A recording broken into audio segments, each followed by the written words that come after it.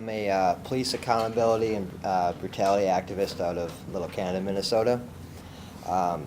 Some of you are probably familiar with me for exposing that St. Paul cop that encouraged people to run over Black Lives Matter protesters and lie about the circumstances on social media. Today I'd like to share two quick stories involving police misconduct or poor behavior and a few free market solutions to discourage misconduct. The first story happened about 3.5 years ago. I was out filming police officers outside of my apartment building. An officer snatched my camera from me, charged me with disorderly conduct and obstruction of justice. And it took 18 months from the time my camera was taken away till I got acquitted. During this time, it took 17 visits to court and cost the taxpayers of Little Canada about $9,000 to try to prosecute me. The worst part about this is if I was convicted, the worst I'd have to pay is a $50 fine. And now this happens all the time to people. You know, the big concern here is that people get false charges placed on them all the time, and the system wears them down. Going to court that much, can you imagine having to take 17 days off of work to go to court? To show up at court and just for them to tell you it's been continued, you go home and have to come back again. I mean, most of us can't do that. I was lucky that I was laid off for half that time, so I was able to go to court. Otherwise, I don't know if I could have actually made it. I mean, that's something for y'all to think about. I mean, there's tons of people out there that are going through the same thing every day. I mean, if you watch arraignment courts, they just take the plea because they don't have the time to take off of work. They don't have the money to afford a lawyer. So, I mean, think about that. Another incident that I witnessed back in 2014 was on New Year's Eve. I was riding the light rail in St. Paul. Then there was a homeless guy that got on, and he didn't pay his fare. The police officers came on the train, asked him for his pass. He didn't have one, so they arrested him. So this gentleman had to spend 2 days in jail. I ended up showing up at his arraignment just because I was curious of what was going to go on with this guy. He pled guilty to not paying his $1.75 fare.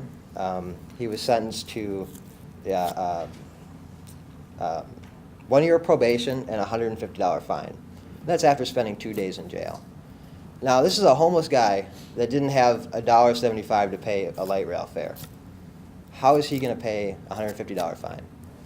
All that's going to happen is he's going to be wrapped up in the system over and over again at the cost of the taxpayer. I mean, he had to spend 2 days in jail, $70 a day to jail him, to feed him, and it's brutality against the taxpayers.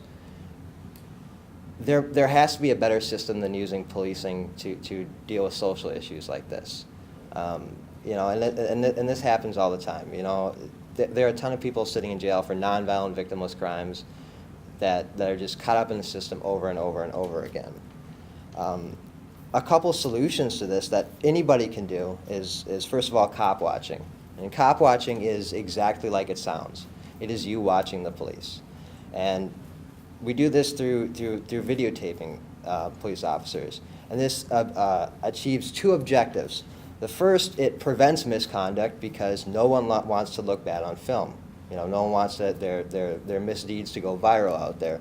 And the second thing is it documents what's going on so that there's an objective witness to what happened in the interaction. And I also recommend using a cell phone app, Bamboozer, which is a live streaming app, so your content gets streamed to an off-site website. So in case your phone is taken or destroyed by an officer, there's a backup of actually what happened.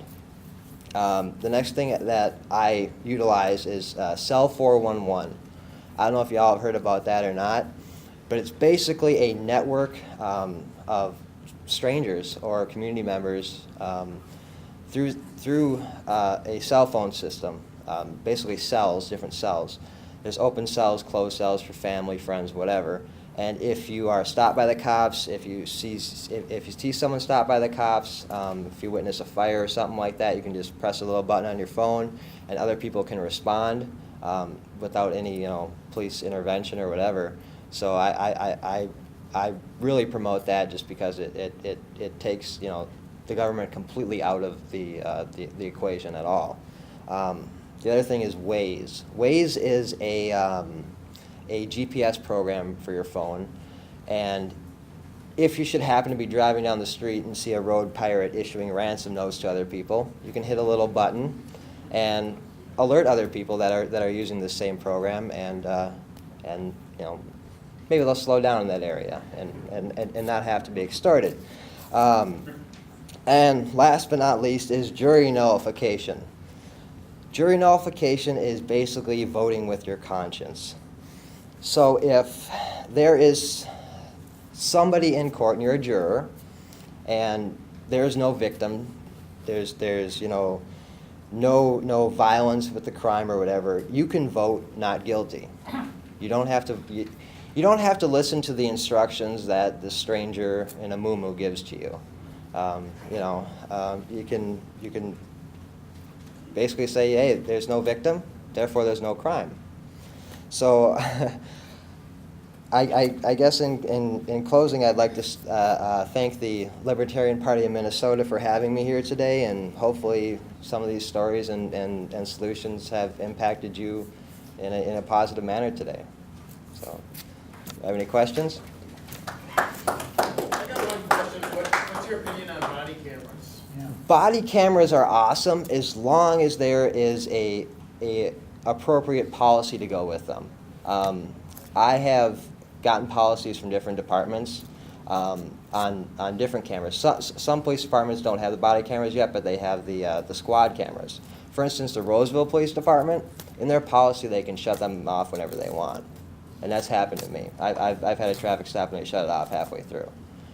So there has to be a policy that says they have to turn them on, they can't shut them off, and that there is discipline for those that shut them off. What do you do if you're taping something, and the person, the victim of a crime, does not want you there? Then they should be able to take your tape, even if you don't want the cops to. You shouldn't be able to tape somebody if they don't want you to.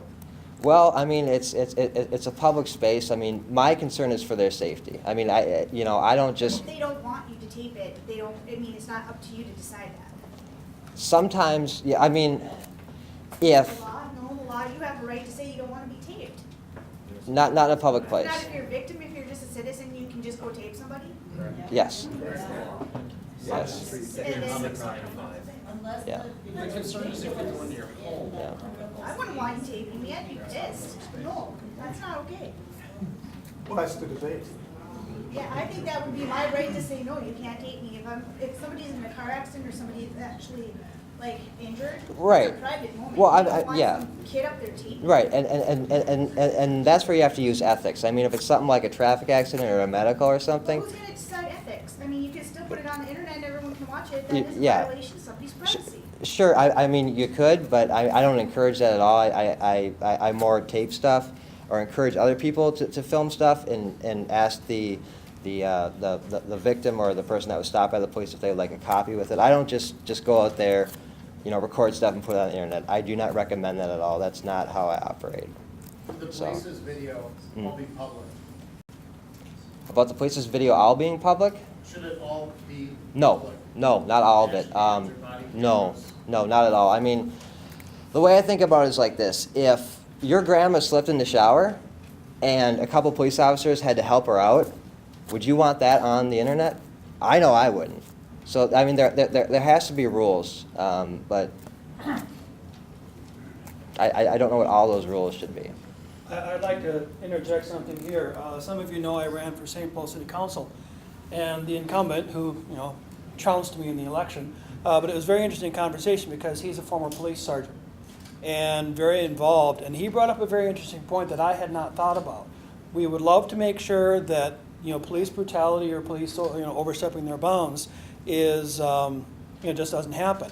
The other side of that is, as you were bringing up, if a policeman has his body cam on, and I don't get a choice as to whether my stuff goes out on the internet. I would like to see all of the police's actions, because I want to hold them accountable. The problem is then the private citizen stuff is also out there. And especially now with the internet, once it's out there, it's out there, it's viral. So that's the debate that they're weighing within the police departments, is the right to protect ourselves from potential police brutality versus having our own private actions out on the net. So that's just something that's going on in all the police departments, conversation. Yeah, I mean, I wish I had the answer to balance out everything, but I just don't. And, you know, I do understand your concern. Sir? I'd just like to go on record that if anybody films the police beating me, put it on every website you can find. Yes, sir. By the way, the privacy issue is an issue that relates to remedies in court.